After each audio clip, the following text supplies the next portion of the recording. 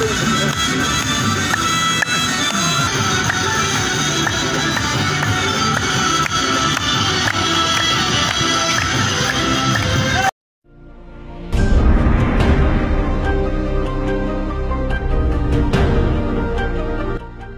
कुमराट सिर्फ मैंने सुना था कि जन्नत नुमा जगह है, लेकिन यहाँ आके मैंने खूबसूरत किस्म के जंगलात देखे, दरिया देखे।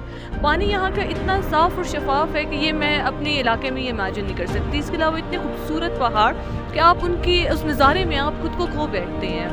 यहाँ के जो खसूसन यहाँ के पकवान है लकड़ी पे बनाया जाता है, उसकी एक अलग ही टेस्ट है।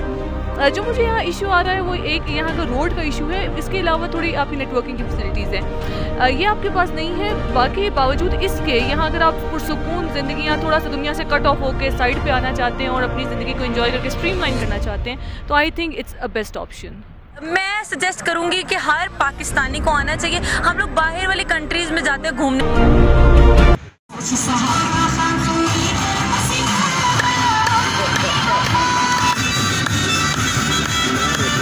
Got it.